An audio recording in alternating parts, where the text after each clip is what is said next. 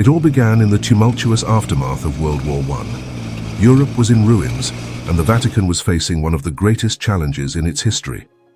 The world was changing rapidly, and the Church, which had long wielded spiritual authority over millions, found itself on the brink of financial collapse. Traditional sources of income, such as landholdings and tithes, were no longer sufficient to maintain the Vatican's vast operations. The war had drained Europe, and with it, the resources that the Church had long depended upon to fund its missions and maintain its global influence. The geopolitical landscape was shifting, empires were crumbling, and new ideologies were rising, threatening to erode the influence that the Vatican had meticulously built over centuries. Pope Benedict XV, known for his efforts to mediate peace during the war, was acutely aware of the Church's precarious position. The Vatican's reserves were dwindling, and the political landscape was shifting in ways that threatened the very foundation of the Church's power. Monarchies that once upheld the Church's authority were crumbling, and secular governments were rising in their place, often with little regard for the Vatican's influence. Socialism and communism were gaining ground, ideologies that not only opposed the Church but sought to eliminate its influence entirely. Benedict needed a solution, and he needed it quickly. It was then that he turned to a man who would change the course of Vatican history, Bernardino Nogara. A relatively unknown figure at the time, Nogara was a financial genius with a deep understanding of global markets and an uncanny ability to navigate complex political landscapes. His expertise was in high demand, and Benedict knew that Nogara's unorthodox approach might be the only way to save the Vatican from impending financial doom. Nogara was tasked with a monumental mission to restore the Vatican's financial health and ensure its future prosperity. The methods he would employ were unorthodox and at times morally ambiguous, but they were undeniably effective. Nogara's strategy was not merely about safeguarding the Vatican's assets, it was about building a financial empire that would secure the Church's influence for generations to come. His vision extended far beyond mere financial survival. He sought to position the Vatican as a formidable player on the global stage, capable of wielding economic power to influence international politics and culture. Nogara understood that in the modern world, spiritual authority alone was not enough. The Church needed financial clout to maintain its relevance and authority. Nogara's first moves were bold and decisive. He recognized that the Vatican could no longer rely solely on traditional forms of income. The Church needed to diversify its investments to enter new markets and industries that were previously considered off-limits. Under Nogara's direction, the Vatican began investing in real estate, banking, and even the arms industry. These were not just investments in financial terms, but strategic moves designed to entrench the Vatican's influence in key sectors of the global economy. By placing the Church at the heart of these industries, Nogara ensured that the Vatican would have a say in matters that shaped nations and economies. Nogara understood the importance of strategic partnerships. One of his early moves was to forge alliances with powerful banking families across Europe. He knew that by aligning the Vatican with these financial giants, he could not only secure the Church's wealth, but also influence the economic direction of entire nations. Through a series of carefully orchestrated deals, the Vatican acquired substantial stakes in several major Italian banks. These investments provided the Church with a steady stream of income and, more importantly, influence over the Italian economy.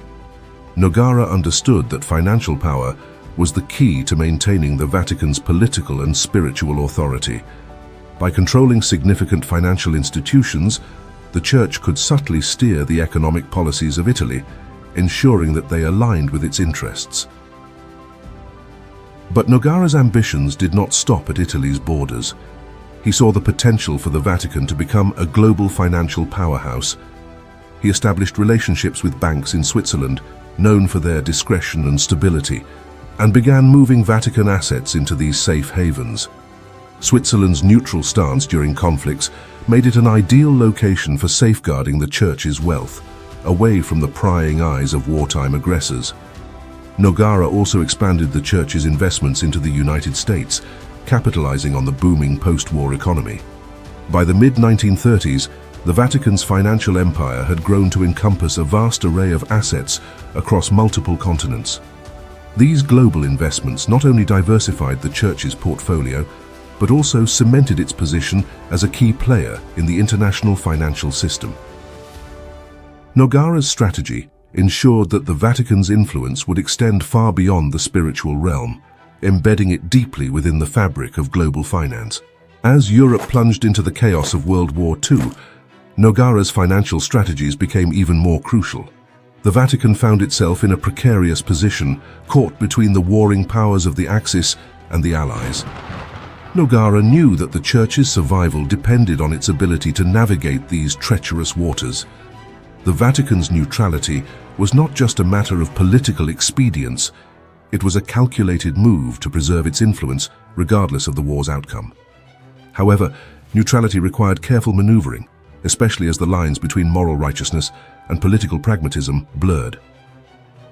In Italy, Nogara maintained a delicate relationship with the fascist regime of Benito Mussolini.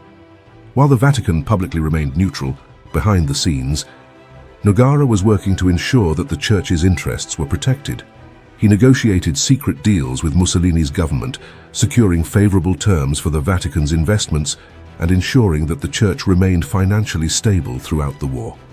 These deals often involved complex arrangements where the Vatican's financial support was exchanged for political concessions, such as the protection of church properties or the safeguarding of religious freedoms under the fascist regime.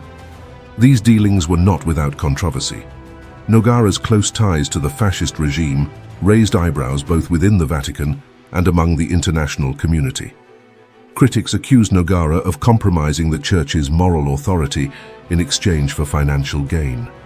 They questioned whether the Vatican was turning a blind eye to the atrocities committed by the fascists in order to protect its own interests. But Nogara was unrepentant. He believed that the ends justified the means and that the survival of the Church was paramount. To him, the Vatican's financial independence was a safeguard against totalitarianism, and if securing that independence meant dealing with unsavory regimes, so be it. Nogara's relationship with the fascists went beyond mere financial transactions. He also played a key role in shaping the Vatican's political strategy during the war. Understanding the delicate balance of power in Europe, Nogara advised the Vatican to maintain a careful neutrality, avoiding any direct confrontation with the Axis powers while quietly supporting efforts to protect the Church's interests in allied countries. This balancing act required a deft hand, as the Vatican navigated the complex and often treacherous waters of wartime diplomacy. Nogara's influence ensured that the Church could emerge from the war not only unscathed, but with its power and influence intact. His strategies laid the groundwork for the Vatican's post-war resurgence, as it positioned itself as a moral and spiritual authority in a world desperate for leadership. As the war raged on, Nogara's financial acumen was put to the test. One of the most controversial aspects of the Vatican's wartime activities was its involvement in the handling of Nazi gold.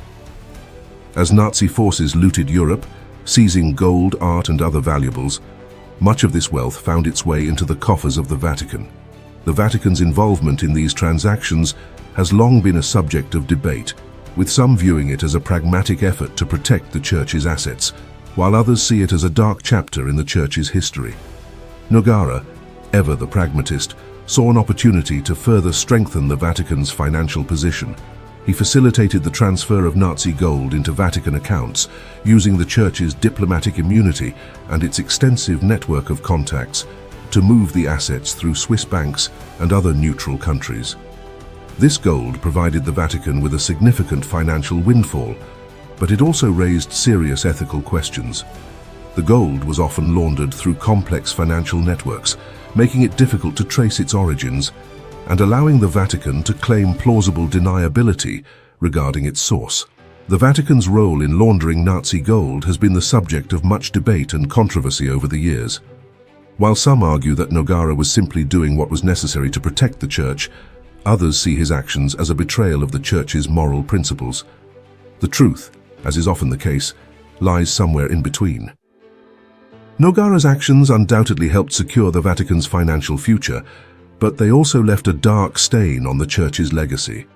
The wealth amassed through these transactions funded many of the Vatican's post-war initiatives, but the moral cost of these actions would haunt the Church for decades. The use of Nazi gold and the Vatican's involvement in its transfer were not without consequences.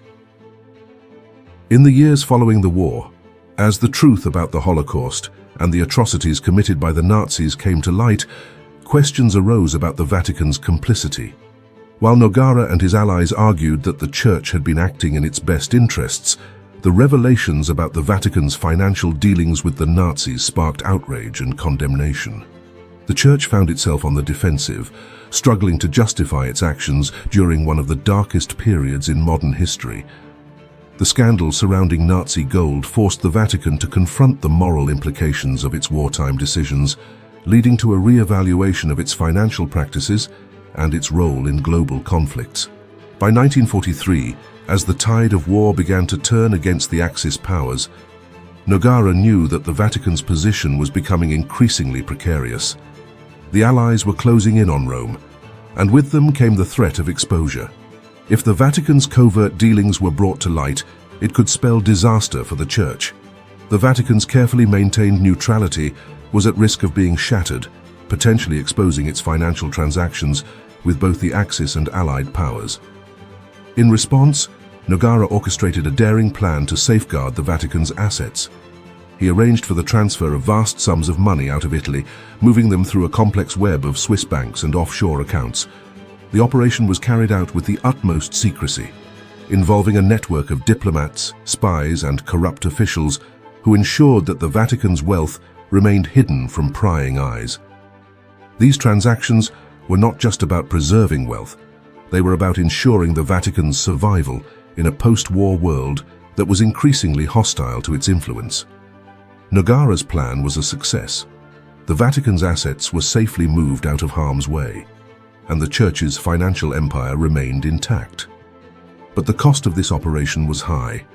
Nogara had to make deals with some of the most unscrupulous characters in Europe, and the Vatican's reputation was further tarnished by its association with these shadowy figures.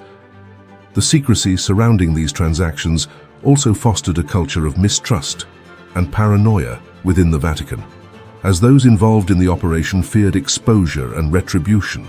The intricacies of Nogara's escape plan are a testament to his genius and his willingness to take extreme measures to protect the Vatican.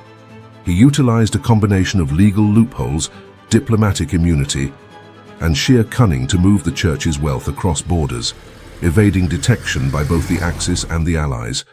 This operation, though successful, further deepened the Vatican's ties to secretive financial networks and corrupt individuals, relationships that would come back to haunt the Church in the years to come.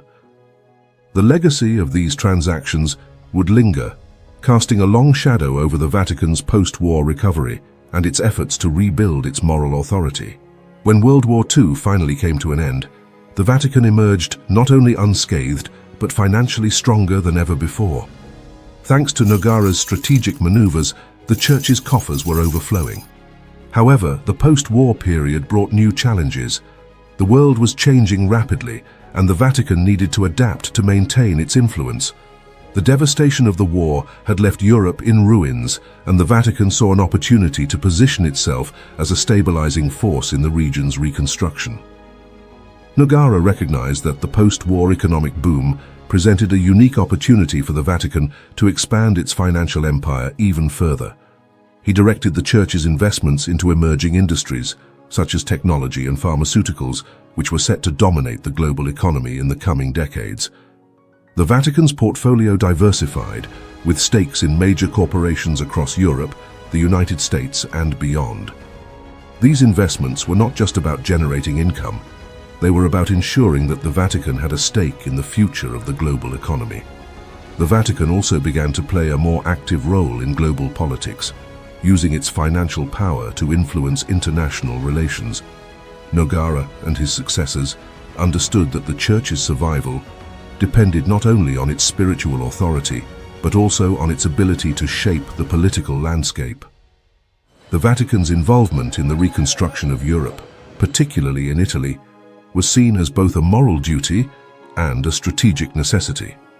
By investing in key industries and supporting political movements that aligned with its interests, the Vatican ensured that it would remain a major player on the world stage. The Church's financial power became a tool for diplomacy, as the Vatican used its resources to support allies, broker peace deals, and influence policy decisions across Europe. But these opportunities came with significant risks. The Vatican's increasing involvement in secular affairs raised questions about the Church's priorities. Critics argued that the Vatican was becoming more concerned with wealth and power than with its spiritual mission.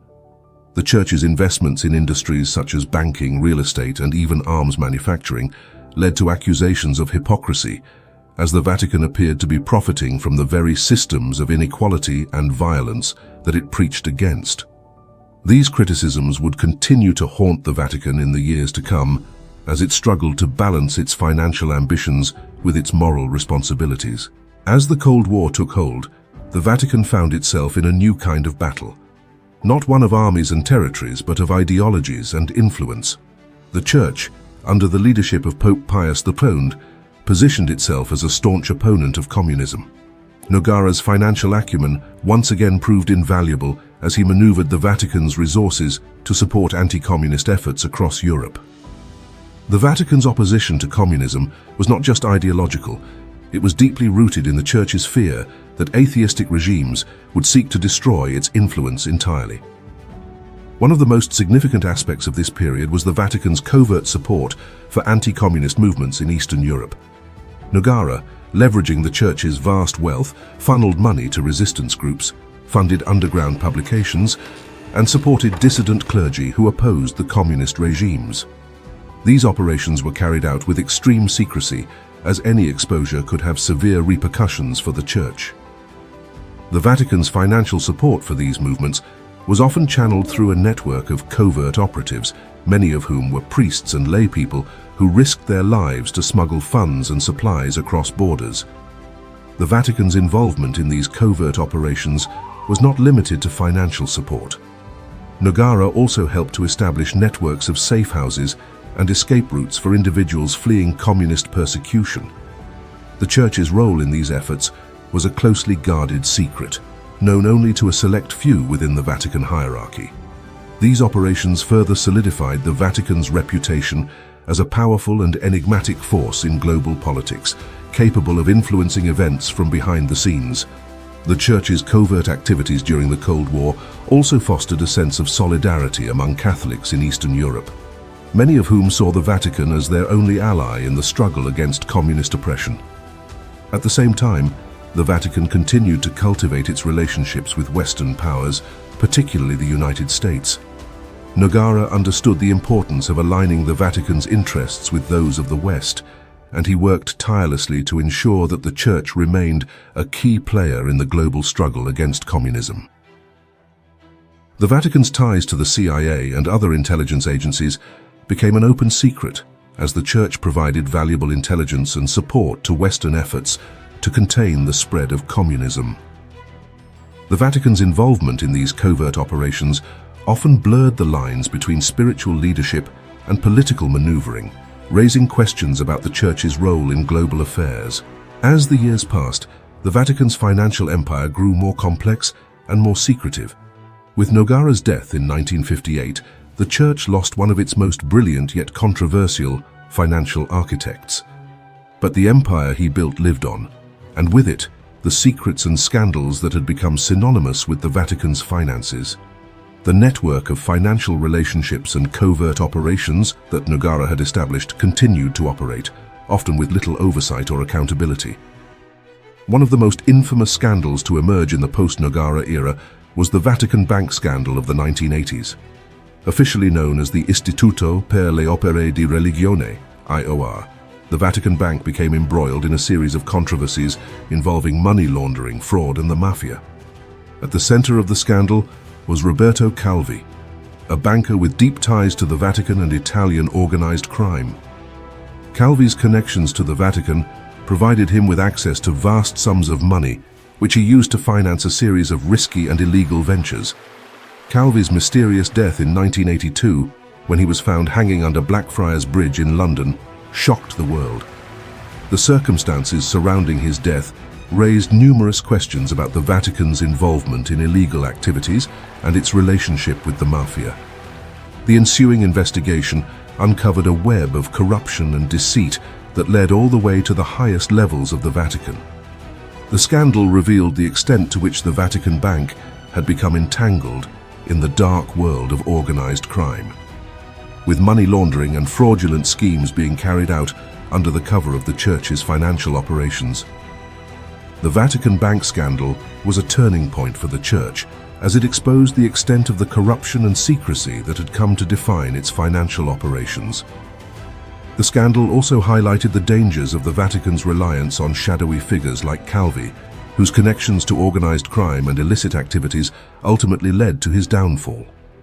The Church was forced to confront the reality that its financial empire, while immensely powerful, was also deeply compromised. The scandal led to a series of investigations and reforms within the Vatican, but the damage to the Church's reputation was profound and lasting. The aftermath of the scandal saw the Vatican attempting to distance itself from the financial practices that had led to such widespread corruption. However, the reforms that were implemented were often superficial, and many of the same individuals who had been involved in the scandal remained in positions of power within the Vatican. The legacy of Nogara's financial empire, with its complex web of secretive investments and covert operations, continued to haunt the Church, casting a long shadow over its efforts to restore its moral authority. Nogara's legacy cast a long shadow over the Vatican, shaping its financial strategies and influencing its decisions for decades after his death. The empire he built was vast, complex, and often shrouded in secrecy. While Nogara's financial acumen had undoubtedly saved the Vatican from collapse, it also entangled the Church in a web of moral compromises and ethical dilemmas that would haunt it for years to come. The structures and practices that Nogara put in place were designed to protect the Church's wealth and influence, but they also created a culture of secrecy and unaccountability that would prove difficult to dismantle. The scandals of the 1980s and beyond were, in many ways, a direct result of the foundations Nogara had laid. The Vatican's deep involvement in global finance, its reliance on secretive banking practices, and its willingness to engage with unsavory characters all traced back to Nogara's tenure. His influence was felt long after his death, as the Church continued to grapple with the consequences of the empire he had built. The Vatican's financial operations became increasingly opaque, with layers of bureaucracy and secrecy designed to shield its activities from external scrutiny. The legacy of Nogara's financial empire is a complex one. On the one hand, his strategies ensured the Vatican's survival during some of the most challenging periods in modern history. On the other hand, his willingness to engage in morally questionable practices left a lasting stain on the Church's reputation. The Vatican's efforts to reform its financial institutions in the years following Nogara's death were met with mixed success, as old habits and entrenched interests proved difficult to overcome. The Church found itself in a constant struggle to balance its financial ambitions with its spiritual mission, a tension that would continue to define its operations in the years to come. As the Vatican sought to modernize and adapt to the changing world, it faced the challenge of reconciling Nogara's legacy with the need for greater transparency and accountability. The financial structures that Nogara had established were deeply ingrained in the Vatican's operations, making it difficult to implement meaningful reforms. The Church's leaders were often torn between the desire to maintain the financial independence that Nogara had secured and the need to address the ethical concerns that had arisen as a result of his methods. This tension would continue to shape the Vatican's financial policies for decades as the Church struggled to find a path forward that honored its spiritual mission while ensuring its financial stability. As the Vatican moved into the 21st century, it faced new challenges that would test its financial and moral integrity. The world was becoming increasingly transparent, and the old ways of doing business were no longer tenable. Scandals involving the Vatican Bank and its dealings with corrupt regimes and organized crime had tarnished the Church's reputation, and there was growing pressure for reform. The rise of the internet and the increasing availability of information made it more difficult for the Vatican to keep its financial operations hidden from public view, leading to a series of high-profile revelations that further damaged its credibility. In response, the Vatican began to implement a series of reforms aimed at increasing transparency and accountability within its financial institutions. These efforts were led by a new generation of church leaders who recognized the need to adapt to a rapidly changing world. However, the legacy of secrecy and scandal proved difficult to overcome, and the Vatican's efforts were met with resistance from within. Many within the Vatican were reluctant to embrace the changes, fearing that greater transparency would expose past misdeeds and undermine the Church's authority.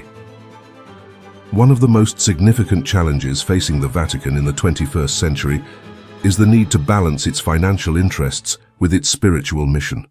The Church's wealth, while immense, has often been a source of controversy, as critics argue that it contradicts the teachings of Christ. The Vatican's investments in industries such as banking, real estate, and technology have raised questions about the Church's priorities and its commitment to social justice. The Church's leaders have been forced to confront these criticisms head-on as they seek to reconcile their financial practices with the values that the Church espouses. Despite these challenges, the Vatican remains one of the wealthiest and most powerful institutions in the world. Its financial empire, though restructured and reformed, still wields significant influence on the global stage. The Church continues to invest in a wide range of industries, from real estate to technology, and its assets are valued in the billions.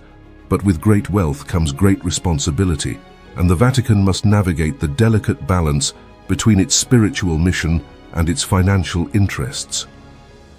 The Church's leaders are increasingly aware that their actions are being watched closely by both the faithful and the wider world, and they must tread carefully to ensure that the Vatican's financial practices do not undermine its moral authority.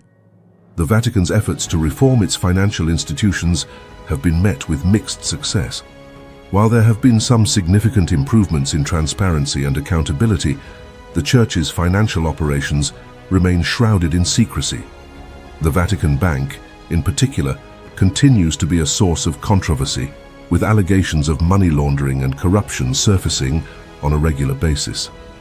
The Church's leaders have been forced to walk a fine line between maintaining the Vatican's financial independence and addressing the ethical concerns that have arisen as a result of its past practices.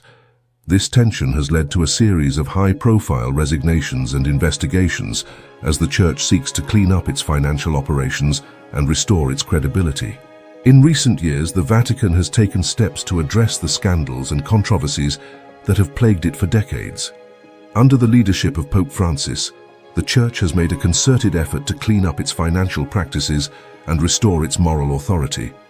Pope Francis has called for greater transparency within the Vatican's financial institutions and has implemented reforms aimed at preventing future scandals. These reforms represent a significant departure from the secrecy and opacity that have characterized the Vatican's financial operations for much of its history. One of the most significant changes has been the introduction of external audits and oversight of the Vatican Bank's activities.